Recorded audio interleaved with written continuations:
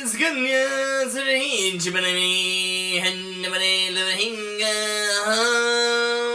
I don't know the words to the split. Does anybody? It's time for the top 10 must-dos of Animal Kingdom. Yeah, it's time to go wild for our top 10 must-dos at Animal Kingdom.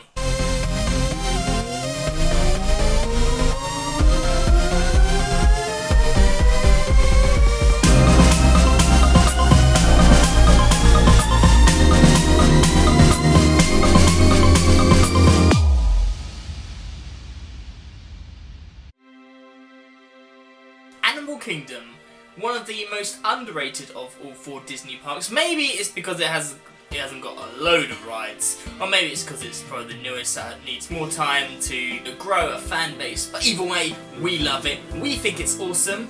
So here's our 10 things why you need to go to Animal Kingdom. Number 10, Rivers of Light. Okay, Rivers of Light is only at number 10. Again, just like the Epcot video, it's only because it's new. We haven't actually been there personally ourselves, and it'd be wrong to place it much higher without actually going and experiencing it for ourselves. But we know it's going to be awesome. It's the evening event. Every other park has like a big showtime, like evening thing, like fireworks and like lasers, things like that, like Wishes and Fantasia and Illuminations. And now there's Rivers of Light. I think they said there's going to be holographic projections of animals and like awesome music on the Tree of Life. It's definitely going to be a new must-see for 2016 and beyond. Number 9. There's loads of kids stuff to do. For example, the Boneyard, the new Lion Guard, like guessy, trying to find stuff trail, and the Wilderness Explorer thing with Russell from Up. Pretty much the whole of Dinoland USA. Not really sure why it's called Dinoland USA, but either way, it just makes you feel like you're in an episode of the Flintstones. It kind of takes you back with the whole, they have like the Magic Mouse kind of ride, and the archaeological dig. It's just like, if you were a kid, then you would be loving it, and kids do love it, and I still love it as well, because it kind of takes you back to what you did in your childhood. It's just a little bit of like normality done with a little bit of Disney magic. Number 8. It's tough to be a bug. It's not easy being a bug, as the title suggests. So in this sit-down show 3D thing, you wear the bug eye vision, or the, I don't know, bug vision, I think they call it, something like that. Something like some kind of stupid pun.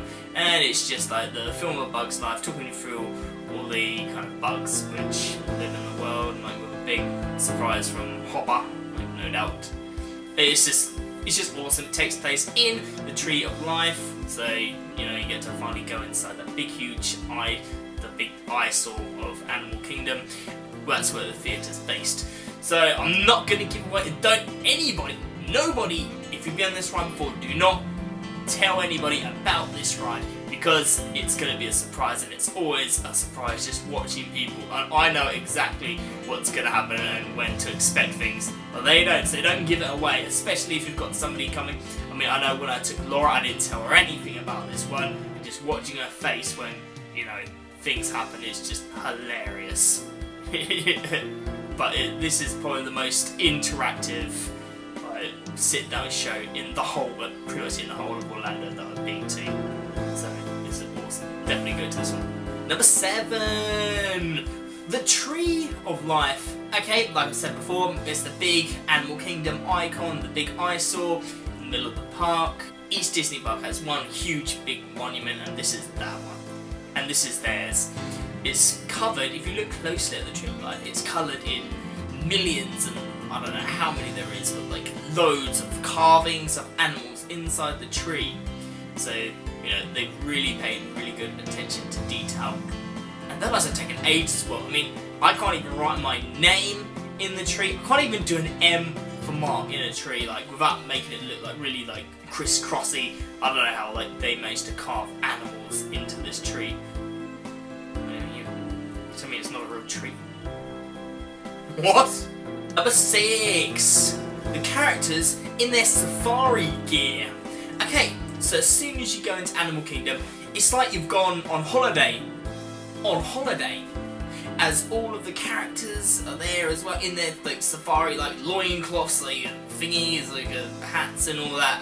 Like, it's just like awesome. This is the only place that you'll be able to see them in this particular gear, in their explorer gear, kind of looking a bit like Steve Irwin, like a crocodile hunter, mate. That's a terrible Australian accent. I'm very sorry, Australians. So yeah, like you just see them and you want to go, like the whole Tarzan kind of thing, and it's just awesome. And another little hint, another little piece of information, that the cast members, this is the only place where the cast members are actually called islanders. I mean, they still talk to you in like English or whatever country you're from. They just like go and like kind of point wherever they need to hit you with a club or something. They don't actually talk about, yeah, no, they are called islanders though.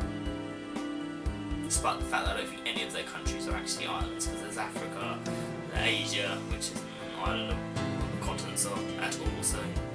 And back in the dinosaur period, all the continents were together, so I'm not really sure why they're called islanders. Considering there's no actual part which is an island. But, yeah, it's Disney, so. Number 5! The restaurants.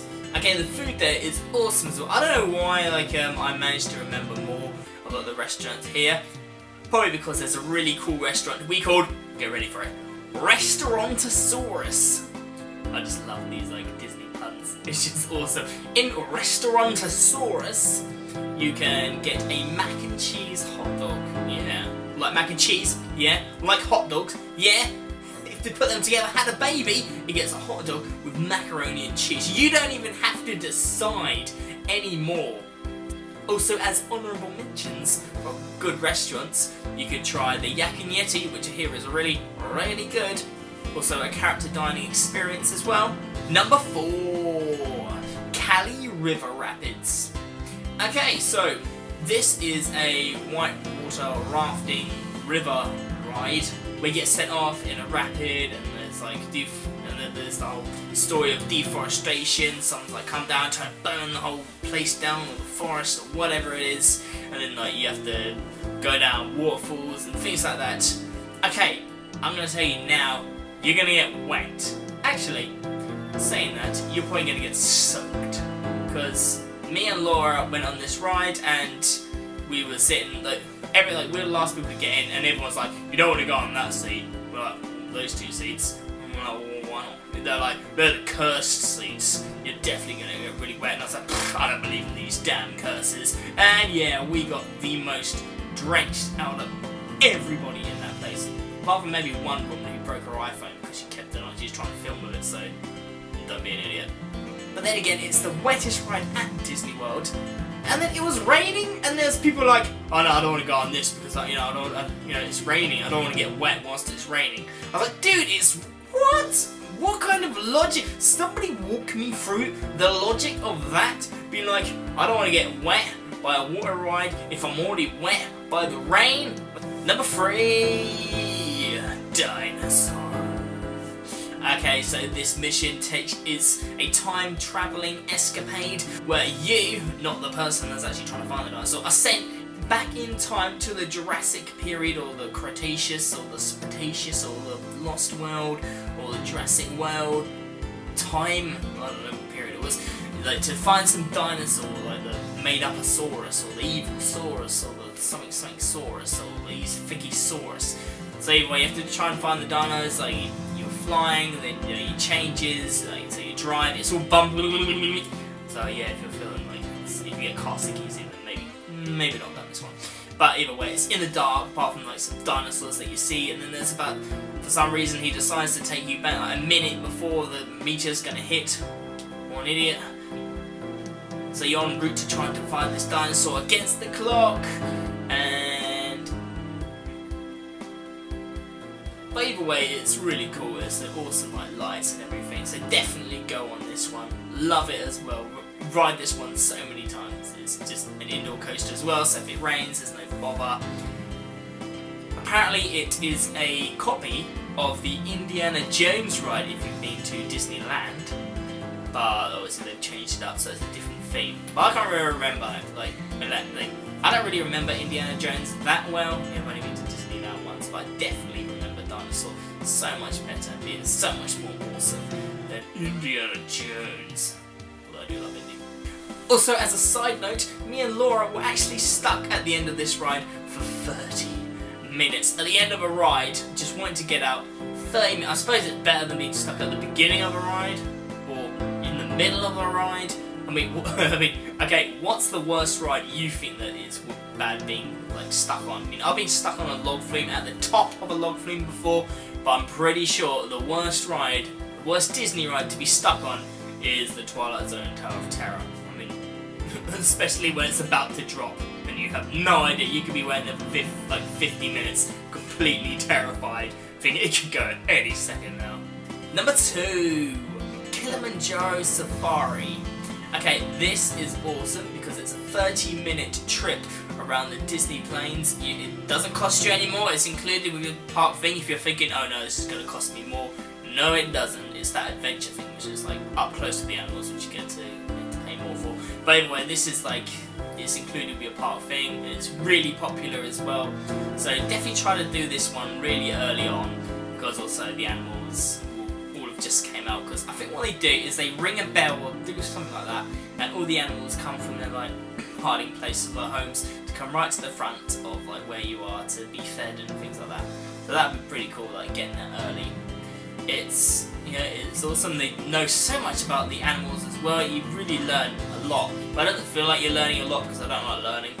Damn school, because you get to see loads of cute animals, and possibly the most adorable thing that we saw was, we had this, like, they said, okay, we're gonna have to stop here for like, I think 3-4 minutes because we have to let baby giraffe cross the road. And that actually happened. The ride was stopped because a baby giraffe had to cross the road. Well, there's some kind of Disney film in there. Somehow, it's all there. Also, this ride's gonna be a hell of a lot more interesting and a lot more like reason to go now that you can see it at night. Have you ever wanted to see what happens with the animals at night? It's gonna be like the episode of The Simpsons when they go to the zoo and like the koalas like doing all the somersaults and just all weird things of the gorillas. Like number 1, the number 1 must-do thing. It can only be Expedition Everest. Okay, this is an awesome ride. It's an awesome storyline. You go up in like a train into the Himalayan mountains, and then the track's being destroyed. By who? And you can't go any further. But instead of going the way you came, the track gets switched off, and you go backwards into a different part of the tunnels, and then it just goes really fast, and then you see, I'm not gonna say it, I'm gonna spoil it, I'm pretty sure you can guess though, if you can't already, you see it. Before ending at the most scary part of all, the gift shop. And it's really awesome as well, when you're getting on the ride, like the trains come in and they're empty. I don't know why on this ride it's spookier than any others, just like seeing the carts come back completely empty. But yeah, so that is our 10 must-do things at Animal Kingdom. I hope that you want to go wild now and want to go to Animal Kingdom. So, do you agree as well? Comment below, what do you think? What's your must-do? Did I get it right? Did I get it wrong? Remember to subscribe to our channel for more must-dos, hints, tips, countdowns about Disney, Universal, everything to do with Orlando. Like this video, share it around, and remember to follow us on Twitter at Planning Orlando. Signing off now, so